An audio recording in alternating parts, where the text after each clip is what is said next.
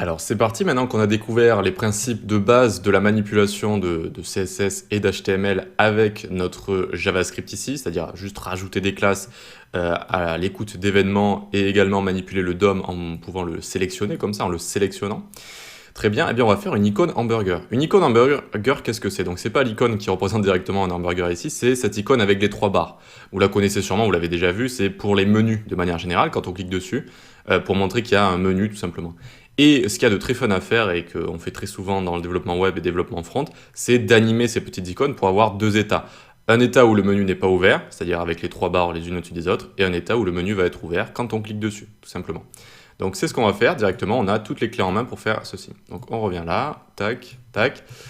Tout ce qu'on a ici, on va pouvoir... Alors on va juste supprimer ceci, on va se garder bouton. On va se garder juste btn ici, comme ça on n'aura pas besoin de le réécrire tout simplement. Voilà, donc on se garde juste ça, d'accord?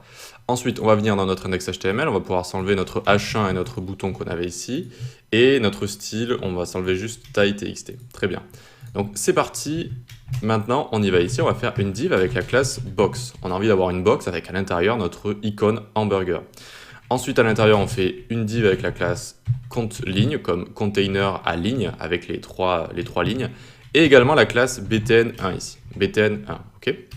Très bien, maintenant qu'on est là, on va faire div.ligne x 3, et ce sera nos trois lignes de l'icône hamburger. Ok pour ça? Allez, on a terminé avec l'HTML, on peut aller dans le style CSS ici, et on commence à faire .box, alors je grossis, tac, le CSS ça me permet toujours de grossir un petit peu plus, c'est plus agréable. Et ici on se met une hauteur de 200 pixels, une largeur de 200 pixels également, ça nous fait un carré. Ici on lui met un background salmon pour bien le visualiser. Et normalement tac, on voit notre carré qui est ici, génial. On va le centrer et le décaler du top, donc 100 pixels margin top, auto sur les côtés. Alors, si je mets 100 pixels auto, ça veut dire 100 pixels en haut et en bas de marge et auto sur les côtés. Donc bon, là, pour l'exemple, ça suffit. C'est juste pour venir le mettre ici pour bien le visualiser. Position relative, vu qu'on va utiliser position absolute dans les enfants de cette box. D'accord? Souvenez-vous, position absolute va être relatif à un parent si ce parent est positionné. Donc là, on le positionne. Ensuite, compte ligne, le container à ligne. On va lui mettre, lui, une width de 60 pixels et une height de 42 pixels. Et on va lui mettre un background, par exemple, teal. Alors, ça risque de pas faire trop beau, si ça va. Juste pour le visualiser. C'est un petit rectangle ici dans lequel on va avoir nos lignes. On lui met un cursor pointer pour montrer qu'on peut cliquer dessus. Et on a envie de le centrer parfaitement dans le parent qui est en position relative. Donc lui, on le met position absolute. Top 50%, left 50%. Hop, ça le décale, mais c'est pas parfaitement centré, vous voyez. Ça le décale de 50% du top par rapport à sa hauteur, de 50% par rapport à sa gauche ici, par rapport à sa ligne gauche, si vous voulez, par rapport à sa hauteur en haut. Et donc, il faut venir le tirer de 50% de sa largeur, le remonter de 50% de sa hauteur. Et donc, on fait ça avec transform translate. Moins 50% de sa largeur sur X, moins 50% de sa hauteur sur Y. Et hop, il est parfaitement centré au milieu. Ok? Très bien pour ça. On va pouvoir on le mettra en commentaire après le background, histoire que ça ne pollue pas notre espace visuel. Et on s'occupe des lignes maintenant. Elles vont prendre une width de 100% de ce rectangle. Ok? Une hauteur de 6 px. Un border radius, histoire de pour arrondir les angles des lignes, de 5 pixels. Un background OOO, donc voilà, vraiment background noir, très bien. Et on les met en position absolute parce qu'on a envie de les placer avec top left, etc. etc. Ok? Donc pour l'instant, on a la ligne qui est ici. Et en fait, toutes les lignes sont les unes sur les autres. Vu que je les ai mis en position absolute, elles sortent du flux. Et elles se positionnent ici les unes sur les autres dans l'endroit où elles sont créées, c'est-à-dire dans compte ligne qu'on a juste ici. Voilà. Donc pour l'instant, les trois sont les unes sur les autres ici. Il va falloir les animer. Donc vu qu'on les anime, déjà, on va mettre une petite transition ici. Transition, tac, et on va mettre all 0,5 secondes, easy now, comme ça. Tac, nickel.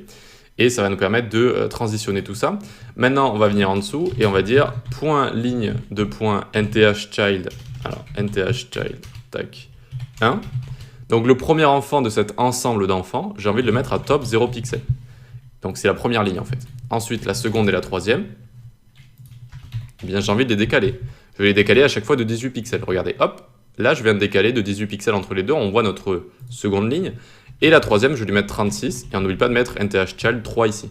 Ok, donc une fois qu'on a nos trois barres, on peut enlever le background teal qu'on avait sur notre container à ligne ici, notre petit rectangle. Voilà, donc on a vraiment notre icône hamburger qui est juste ici. C'est juste trois barres les unes au-dessus des autres. Maintenant, il va falloir les animer en fonction d'une classe. Donc, ce qu'on va faire ici, on va écrire btn1 collé à active ici. Qu'est-ce que ça veut dire ça? Ça veut dire quand un élément contient à la fois la classe btn1 et la classe active. D'accord? Quand c'est collé, c'est ça que ça veut dire. Si c'est pas collé, c'est différent. Ça veut dire les enfants de btn1 qui ont la classe active. Là, ça veut dire l'élément qui a à la fois la classe btn1 et active. Je sais que ça peut paraître un peu juste un écart, voilà, ça peut faire une faute comme ça. Donc ensuite, on va dire, donc, quand c'est le cas, eh bien, on va dire point ligne de point thchild1, tac, je vais lui mettre un top 18 pixels, à notre première ligne ici, donc ça va la pousser vers le milieu. Et j'ai envie de la rotate également, j'ai envie de la faire tourner pour faire une croix, pour former une croix, parce qu'en fait, on va ouvrir le menu.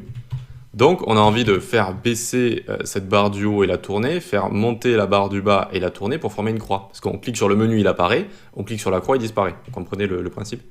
Donc maintenant, on va dans App.js ici et on va sélectionner btn1. btn1 qui est notre bouton 1 ici. Voilà. On le sélectionne, donc on est à l'écoute d'un événement, l'événement clique, quand on clique dessus, ça lance cette fonction. OK, on peut enlever notre console log, etc. Et donc, quand on clique dessus, on a envie de rajouter cette classe active. Donc, on va faire btn.classList. ClassList qui va nous permettre d'accéder à des méthodes, on y reviendra plus tard sur ClassList, mais ça nous permet d'accéder à toutes les méthodes liées aux classes, en fait, tout simplement. Et ici, .add, donc c'est une méthode liée aux classes qui va rajouter une classe active, comme ça, ok? Et donc on y va, je clique, tac, vous voyez ce qui s'est passé? Donc on a notre élément ici qui est venu descendre comme ça. Donc pour vous actualiser, si vous avez envie de revenir à l'état initial, vous cliquez, tac, et ça va venir croiser comme ça. Ça va venir se croiser et descendre en même temps.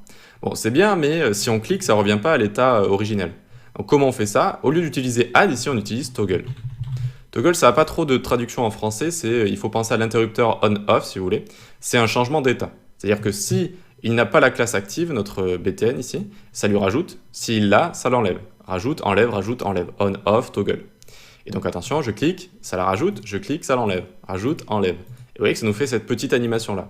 Maintenant, il faut s'occuper des autres barres. On y va tout de suite, on vient là, on copie ça et on le colle. Et on va changer ici donc nthchild 2 et 3 ici. Ok?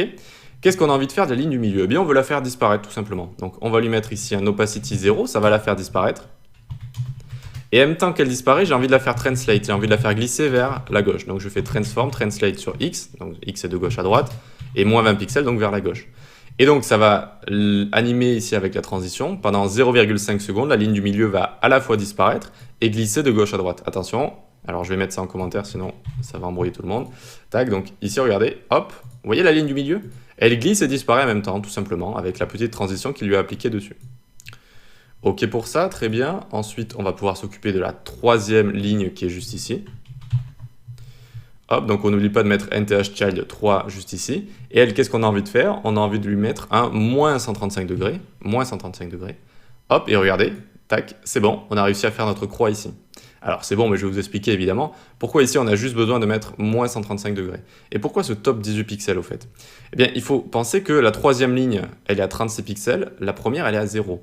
Donc au final, si je mets les deux lignes à 18 pixels ici et que je mets en commentaire mon rotate ici, tac, tac, eh bien, vous voyez qu'en fait, celle du haut qui a 0 pixels descend à 18, celle qui a 36 remonte à 18 pixels. Et donc, elles sont toutes les deux les unes sur les autres. Maintenant, 135 degrés, ça permet de créer une partie de la croix. Et si je mets moins 135 degrés, ça va faire la partie exacte inverse de la croix ici. 135 moins 135, elles vont se croiser comme ça. Voilà. Et ça permet de faire cette animation-là qui est assez sympa. Une animation d'icône hamburger, on les utilisera pour faire des sites, vous verrez dans la formation. C'est très sympa pour faire des menus, pour les ouvrir et les fermer tout simplement. Donc voilà pour l'icône hamburger. Donc ce qui est sympa, c'est qu'on a utilisé du JavaScript pour toggle une classe. Vous pouvez le voir dans la console, vous l'ouvrez encore une fois avec F12, vous allez dans Element, le DOM ici, et on vient ici, vous ouvrez Box ici, et si je clique, regardez, ça rajoute Active, ça l'enlève, ça brille ici, vous voyez, hop, hop, hop, hop. Et voilà comment on fait une petite animation assez sympa en CSS et en JS. Finalement, les deux sont très liés pour faire des animations. Attention, je dis pour faire des animations, parce qu'avec JS, on peut faire autre chose, énormément d'autres choses qu'avec du CSS. Mais pour faire des animations, on va aller manipuler le DOM, c'est-à-dire tout ce qu'il y a dans notre HTML ici. Et ensuite, on va lui rajouter des classes CSS en général. C'est ça qu'on fait le plus souvent. Et on peut également, vous verrez plus tard, manipuler des propriétés CSS directement en JavaScript, faire ce genre de choses. Mais là, c'est vraiment la base pour animer, c'est ça. C'est-à-dire on va être à l'écoute d'un événement et on toggle une classe comme ça et ça nous permet de faire des animations plutôt cool. Allez, on passe à la suite.